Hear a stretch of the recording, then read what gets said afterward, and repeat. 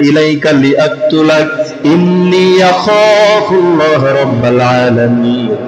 ও ভাই, আজকে সামান্য একটা নারীর জন্য তুমি আমাকে হত্যা করার জন্য মনস্থ করেছো, আমাকে তুমি দুনিয়া থেকে সরিয়ে দেওয়ার জন্য নিয়ত করেছো।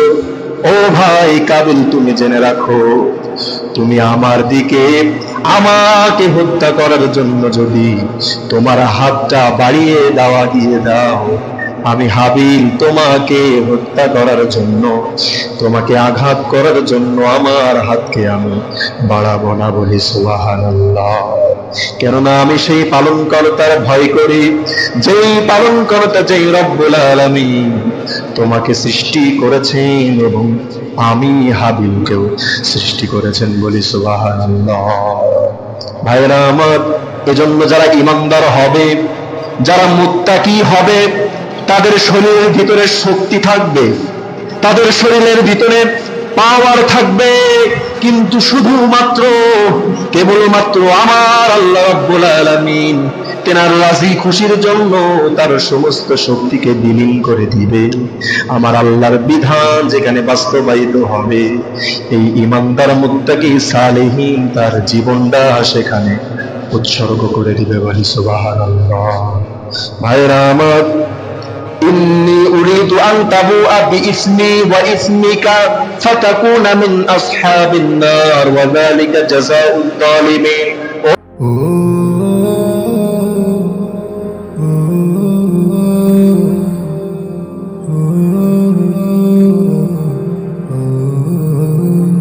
আসসালামু আলাইকুম ওয়া রাহমাতুল্লাহি ওয়া বারাকাতুহু।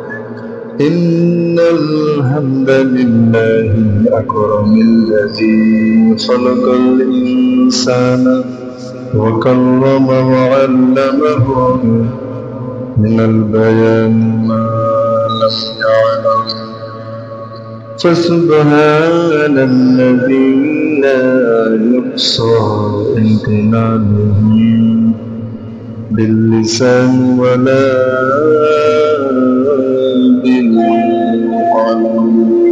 نشهد أن لا إله إلا الله وحده لا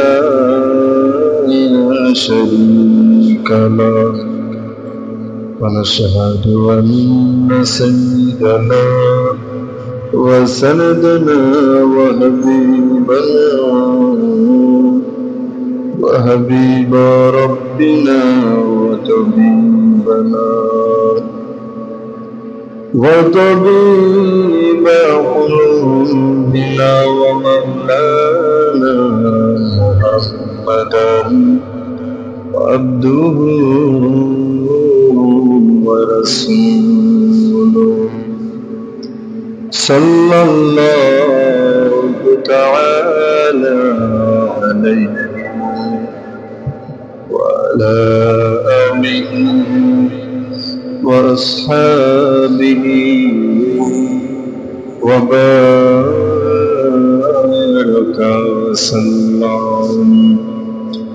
وبارك وسلم تسليما كثيرا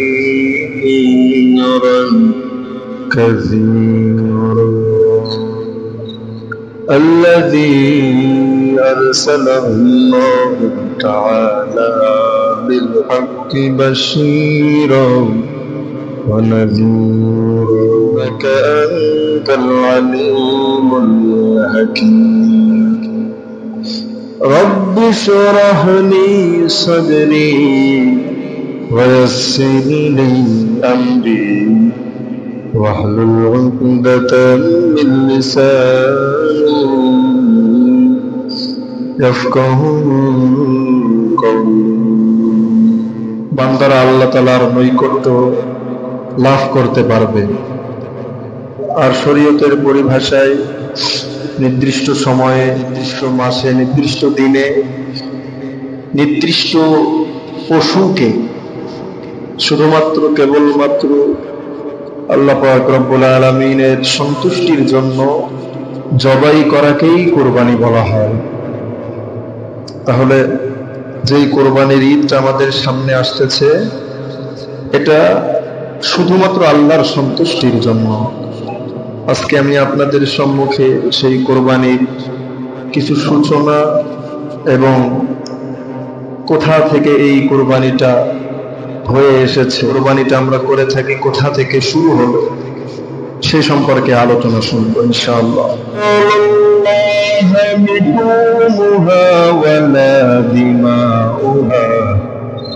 ولكن يناله التقوى منكم كذلك سخرها لكم لتكبروا الله على ما هداكم وبشر المحسنين। জোরে বলুন আল্লাহু আকবার। রব্বুল আলামিন কোরআনুল কারীমের ভিতরে বলতেছেন, ওহে আমার গোলামেরা, আমি আল্লাহর সন্তুষ্টির জন্য তোমরা যেই কোরবানিটা করে থাকো, যেই কোরবানিটা তোমরা করে থাকো শুধুমাত্র আমি আল্লাহর সন্তুষ্টির জন্য। এই কোরবানির পশু রক্ত, মাংস এবং পশম থেকে শুরু করে কোনো কিছু আমি আল্লাহ রব্বুল আলামিনের কাছে পৌঁছাই না। আমি আল্লাহ রব্বুল আলামিনের কাছে মাত্র কেবলমাত্র পৌঁছাই বান্দা তোমাদের দিলের তাকওয়া। বলি সুবহানাল্লাহ। আল্লাহ তাআলা আমাদের থেকে কিছুই চান না, কুরবানির গোশতও চান না, রক্তও চান না, কিছুই আল্লাহ রব্বুল আলামিন চান না। রব্বুল আলামিন বান্দা বান্দীদের অন্তরের দিলের অবস্থা, দিলের তাকওয়াটা চান। ভাইরা আমার, আজকে যে কোরবানিটা আমরা করে আসছি, কোরবানির ঈদের সময় আমরা আনন্দ বোধ করি, কোরবানির সময় আমরা আত্মীয় স্বজন আপনজনদেরকে একসঙ্গে আমরা গরু জবাই করে, পশু জবাই করে আমরা আনন্দ করে সেটা ভোগ করি। কিন্তু এর ইতিহাস আমাদেরকে জানতে হবে। ভাইরা আমার, সূচনা হয়েছিল হযরত আদম আলাইহিস সালাম, তিনার সর্বপ্রথম যেই দুইটা পুত্র সন্তান হয়েছিল, আমরা অনেকে নাম জানি। একজনের নাম ছিল হাবিল, আর একজনের নাম ছিল কাবিল। ওই সময়ে আদম আলাইহিস সালামের বংশের সন্তানেরা ছাড়া আর পৃথিবীতে কোনো মানব ছিল না। তাই রব্বুল আলামিন একটা ধারাবাহিকতা তাদের ভিতরে জারি করে দিলেন। মা হাওয়া আলাইহিস সালামের গর্ভ থেকে একটা করে পুত্র সন্তান এবং একটা করে কন্যা সন্তান জন্ম লাভ করত। আল্লাহ রব্বুল আলামিন এই নির্দেশ আদম আলাইহিস সালাতু ওয়াস সালামকে জানিয়ে দিলেন, আদম, তোমার স্ত্রীর গর্ভ থেকে যেই পুত্র সন্তান এবং যেই কন্যা সন্তান একবারে জন্মগ্রহণ করবে, তারা পরস্পর ভাই বোন হিসাবে গণ্য হবে। কিন্তু স্ত্রী যখন পরবর্তীতে গর্ভবোধ করবে, গর্ভপাত করবে, সেই গর্ভে যেই ভাই বোন জন্মগ্রহণ করবে, পূর্বের ভাইয়ের সাথে পরবর্তী বোনের সম্পর্ক, ভাই বোনের সম্পর্ক বৈধ হবে না। অর্থাৎ তাদের মাঝে বিবাহের সম্পর্কটা বৈধ হবে। এই জারি করে দিলেন একজন, তিনি কে বলেন? আল্লাহ। আল্লাহ তাআলা জারি করে দিলেন, আদম, তোমার সন্তানদের মাঝে তুমি আমার এই বিধানটা জারি করে দাও, বিস্তার করতে হবে। তোমাদের থেকে মানব জাতির শুরু হয়েছে, এখান থেকে বিস্তার লাভ করবে। কিন্তু ঘটনাক্রমে হাবিলের সাথে যেই কন্যা সন্তানটা হয়েছিল, একটু দেখতে রঙে চাপা ছিল, দেখতে একটু কেমন ছিল। কিন্তু কাবিলের সাথে যেই কন্যা সন্তানটা ছিল, অত্যন্ত সুন্দরী ছিল। আল্লাহর বিধান হলো, ও কাবিল, তুমি অপর গর্ভের যেই বোনটা জন্ম লাভ করেছে তার সাথে তোমার বিবাহটা হবে, এবং তোমার সাথে যেই মেয়েটা জন্ম লাভ করেছে সেটা হাবিলের সাথে হবে। এই হুকুম যখন তারা দুই ভাই শুনল, হাবিল গ্রহণ করলেও কাবিল গ্রহণ করতে পারল না। কেননা তার কপালে তো ওই কুসরি মেয়েটাই তার কপালে জুটল।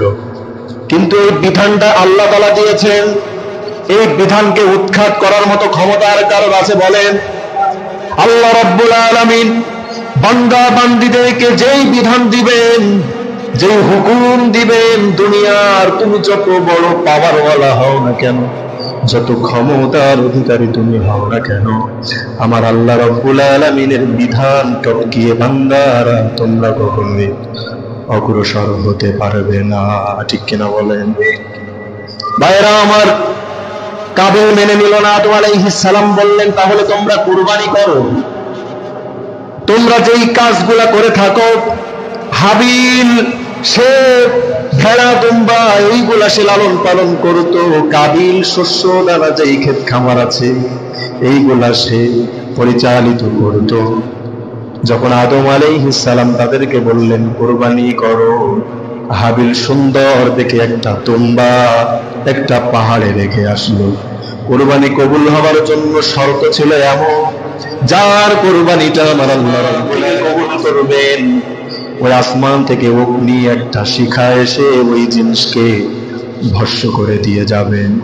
কাবিলও রেখে আসলো কিছু শস্য দানা, যেগুলা অনেক সময় আমাদের ভিতরে ধান আমরা চাষ করে থাকি, মাদ্রাসা মসজিদের যখন আমরা ধান নিতে যাই সেখানে কিন্তু ভালো ধানটা দেয় না। ঠিক কিনা বলে? অথচ আপনি কিন্তু মাদ্রাসা মসজিদকে দিচ্ছেন না, আপনি দিচ্ছেন স্বয়ং আল্লাহকে। আল্লাহ তাআলা বলতেছেন, বান্দা তোমাদের ধন সম্পদ কিছুই নিব না, তোমাদের দিলের তাকওয়াটা আমি নিব। কাবিল তো ছিল অকৃতজ্ঞ একজন বান্দা, সে শস্য দানা কিছু অপরিত্যক্ত শস্য দানা ওই পাহাড়ে রেখে আসলো, কিন্তু আগুনের গোলাটা এসে হাবিলের দুম্বাকে ভস্য করে দিল। বলি সুবহানাল্লাহ। এই জিনিসটা যখন কাবিল দেখতে পারল, কাবিল এই জিনিসটা দেখার সঙ্গে সঙ্গে রাগে রাগান্বিত হয়ে গেল।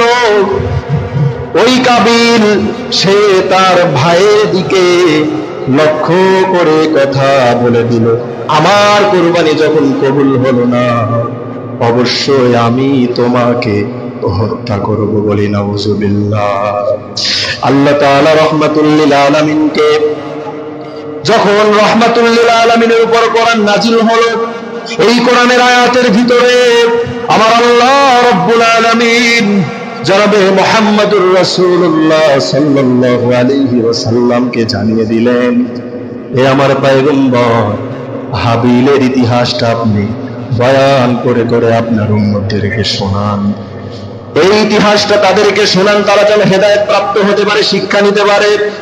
আল্লাহ তাআলা বলতেছেন, ওয়াতলু আলাইহিম নাবা আবনাই আদম বিল হক ইয করবা কুরবানান ফাতুকুব্বিলা মিন আহাদিহিমা ওয়া লাম ইউতাকাব্বাল মিনাল আখার ক্বালা লা আকতুলান্নাক ক্বালা ইন্নামা ইয়াতাকাব্বালুল্লাহু মিনাল মুত্তাকিন। জোরে বলুন আল্লাহু আকবার। আল্লাহ বলতেছেন, এই যে আদমের দুই পুত্র ছিল, তাদেরকে আমি আল্লাহ রাব্বুল আলামিন একটা নির্দেশ দিয়েছিলাম, কিন্তু তারা নির্দেশ মানে নাই, অমান্য করেছিল। তাদের মধ্য থেকে একটা ভাই অর্থাৎ কাবিল তার হাবিল ভাইকে হত্যা করার জন্য সে তৈরি হয়ে গেল, মনস্থ করল। হাবিল তার ভাইকে লক্ষ্য করে বলল, আল্লাহ রাব্বুল আলামিন কেবলমাত্র শুধুমাত্র মুত্তাকি পরহেজগার ঈমানদারদের কুরবানিটা কবুল করে থাকেন। বলি সুবহানাল্লাহ। মুসলমান ভাইরা আমার, এত কষ্ট করে এই সম্পদ আমরা গুছিয়ে গুছিয়ে সম্পদ থেকে কিছু টাকা পয়সা আমরা স্যাক্রিফাইস করে কুরবানি করতেছি, আমরা আল্লাহর জন্য দান করতেছি, কিন্তু সম্পদটা যদি আমার আল্লাহ রাব্বুল আলামিনের কাছে কবুল না হয়, পছন্দনীয় না হয়, সব কিছুই বিনষ্ট হয়ে যাবে। আমরা কেউ চাই না আমাদের সম্পদগুলো নষ্ট হয়ে যাক, আমরা কেউ চাই না আমাদের আমলগুলা ঈমানগুলা নষ্ট হয়ে যাক। কষ্ট করে নামাজ পড়তেছি, কষ্ট করে রোজা রাখতেছি, কুরবানি করতেছি, হজ করতেছি, এগুলা যেন নষ্ট হয়ে না যায়। এই নষ্ট থেকে বাঁচার জন্য আমার আপনার দিলের ভিতরে তাকওয়া আনতে হবে, আল্লাহর ভয় আনতে হবে। কি আনতে হবে বলেন? আল্লাহর ভয় আনতে হবে দিলের ভিতরে। যার দিলের ভিতরে আল্লাহর ভয় থাকবে, যার দিলের ভিতরে তাকওয়া থাকবে, তার নামাজটাও আমার আল্লাহ রাব্বুল আলামিন কবুল করবেন, তার রোজাটাও আমার আল্লাহ রাব্বুল আলামিন কবুল করবেন, তেমনি ভাবে তার কুরবানিটাও আল্লাহ তাআলা কবুল করবেন। বলি সুবহানাল্লাহ। ভাইরা আমার, এই হাবিল তার ভাইকে লক্ষ্য করে বলল, লা ইন বাসাত্তা ইলাইয়া ইয়াদাকা লিতাকতুলানি মা আনা বিবাসিতি ইয়াদিয়া ইলাইকা লিআকতুলাক ইন্নী আখাফুল্লাহ রাব্বাল আলামিন। ও ভাই, আজকে সামান্য একটা নারীর জন্য তুমি আমাকে হত্যা করার জন্য মনস্থ করেছো, আমাকে তুমি দুনিয়া থেকে সরিয়ে দেওয়ার জন্য নিয়ত করেছো। ও ভাই কাবিল, তুমি জেনে রাখো, তুমি আমার দিকে আমাকে হত্যা করার জন্য যদি তোমার হাতটা বাড়িয়ে দিয়ে দাও, আমি হাবিল তোমাকে হত্যা করার জন্য, তোমাকে আঘাত করার জন্য আমার হাতকে আমি বাড়াবো না। বলি সুবহানাল্লাহ। কেননা আমি সেই পালনকর্তার ভয় করি, যেই পালনকর্তা, যেই রব্বুল আলামিন তোমাকে সৃষ্টি করেছেন এবং আমি হাবিলকেও সৃষ্টি করেছেন। বলি সুবহানাল্লাহ। ভাইরা আমার, এজন্য যারা ঈমানদার হবে, যারা মুত্তাকি হবে, তাদের শরীরের ভিতরে শক্তি থাকবে, তাদের শরীরের ভিতরে পাওয়ার থাকবে, কিন্তু শুধুমাত্র কেবলমাত্র আমার আল্লাহ রাব্বুল আলামিন তেনার রাজি খুশির জন্য তার সমস্ত শক্তিকে বিলীন করে দিবে। আমার আল্লাহর বিধান যেখানে বাস্তবায়িত হবে, এই ঈমানদার মুত্তাকি সালেহীন তার জীবনটা সেখানে উৎসর্গ করে দিবে। বলি সুবহানাল্লাহ। ভাইরা আমার, ইন্নী উরিদু আন তাবুআ বিইসমি ওয়া ইসমিকা ফাতাকুনা মিন আসহাবিন নার ওয়া যালিকা জাযাউত তালিবিন। ও ভাই, তুমি যদি আমার হত্যা করো, তুমি আমাকে হত্যা করলে তুমি জালিমদের অন্তর্ভুক্ত হয়ে গেলে, এবং তুমি নিজেই তোমার পাপটা এবং আমার যেই পাপটা ছিল সেটার বোঝা তুমি মাথায় নিয়ে তুমি জাহান্নামে যাবে। আমি চাই যে আমার যেই সমস্ত পাপগুলো আছে, তোমার যেই পাপগুলো আছে, এই সব পাপের বোঝা মাথায় নিয়ে তুমি জাহান্নামে যাও। আমার ভাইরা এত বয়ান দিল, সুন্দর দিনের কথা বলল, আল্লাহর ভয় নিয়ে হাবিল তার ভাইকে বলল, কিন্তু সে মোটেও তার ভিতরে আল্লাহর ভয়টা আনতে পারল না। শেষ পর্যন্ত ফাতাওয়াত লাহু নাফসুহু কতলা আখিহি ফাকাতালাহু ফাসবাহা মিনাল খাসিরিন ফাবাসাল্লাহু গুরাবান ইয়াবহাসু ফিল আরদি লিউরিয়াহু কাইফা ইওয়ারি সাওয়াতাহু ক্বালা ইয়া ওয়াইলাতা আ'জাজতু আন আকুনা মিথলা হাযা ওয়ারি সাওয়াতাহু ফাসবাহা মিনান নাদিমিন। শেষ পর্যন্ত হাবিলের অন্তর বারবার তার অন্তর নিজের দিকে গৌরব করতে শুরু করে দিল। শেষ পর্যন্ত সে তার ভাইকে হত্যা করলো। হত্যা করার পর ভাইকে কোথায় রাখবে চিন্তায় পেরেশানিতে পড়ে গেল। আল্লাহ রাব্বুল আলামিন আসমান দুইটা কাক পাঠালেন। দুইটা কাক এইভাবে ঠোকাঠুকি করতে করতে দুনিয়াতে একজন মারা গেল, আকাশ থেকে পড়ে গেল। এই হাবিল তো কিছুই বোঝে না। আল্লাহ রাব্বুল আলামিন ওই সামান্য পাখির ভিতরে ঘুষটা দিয়ে দিলেন।